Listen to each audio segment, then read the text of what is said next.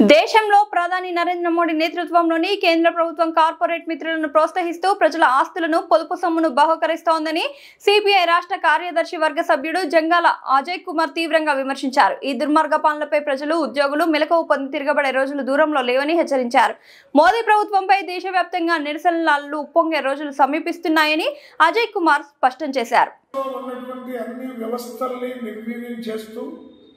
ఆయా సంస్థల్లో వస్తున్నటువంటి లాభాలను కానీ, ఆ సంస్థలో ఉన్నటువంటి పెట్టుబడులను కానీ తన అనుయాయులైనటువంటి గౌతమ్ అదానీకి, ముఖేష్ అంబానీకి కట్టబెడతామంటూ సర్వసాధారణమైపోయింది. దీంట్లో మరీ ముఖ్యంగా 30 కోట్ల మంది ఎల్ఐసి పొదుపుదారుల సొమ్ముని తన మిత్రుడైనటువంటి అదానికి కట్టబెట్టడం అనేది జరిగింది.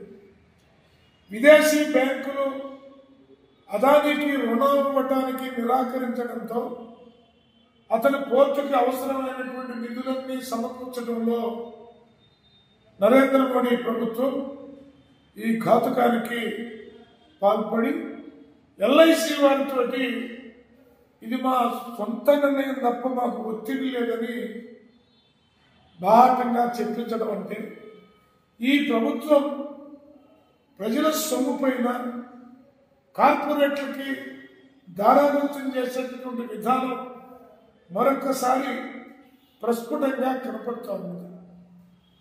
అదానీ కుంభకోణాల చరిత్ర వాషింగ్టన్ పోస్ట్ పత్రిక వివరించడం అనేది జరిగింది.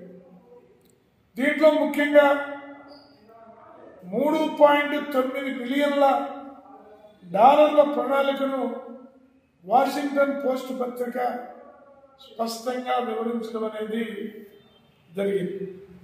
అదానీ పోర్టు పెట్టుబడుల కోసం $585 మిలియన్ బాండ్స్ ఎల్ఐసి మాత్రమే సమకూర్చడం అనేది జరిగింది. జనరల్గా ఎల్ఐసి అంటే ఆ బాండు కాలపరిమితి పూర్తయిన తర్వాత వారికి మొత్తం డబ్బు వచ్చి వాళ్ళ అవసరాలు తీర్చడం కోసం ఒక పెద్ద వనరుగా పేద, మధ్యతరగతి, కష్టజీవులంతా కూడా దాచిపెట్టుకుంటూ ఉంటారు.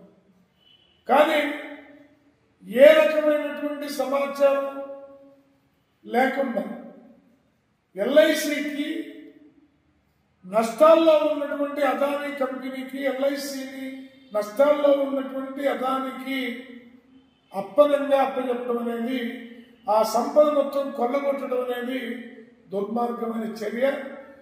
దీన్ని భారత ప్రజలందరూ కూడా తీవ్రంగా ఖండించాల్సినటువంటి అవసరం ఇవాళ ఉన్నదనేది సిపిఐగా స్పష్టంగా తెలియజేస్తూ, ఈ చర్యకు నిరసనగా దేశవ్యాప్తంగా రాష్ట్రంలో ఉన్నటువంటి ఎల్ఐసిలో పెట్టుబడులు పెట్టినటువంటి వాళ్ళు కానీ, ఎల్ఐసిలో పాలసీలు కట్టినటువంటి వాళ్ళు కానీ, ఎల్ఐసిలో పాలసీలు కట్టించినటువంటి ఏజెంట్లు కానీ ఎల్ఐసి మీద ఒత్తిడి తీసుకొని వచ్చి అదానికి పెట్టిన పెట్టుబడుల్ని వెనక్కి రప్పించడం కోసం పోరాడాలని, దానికి సిపిఐ ఆ పోరాటంలో ముందుంటుందని తెలియజేస్తా ఉన్నాం.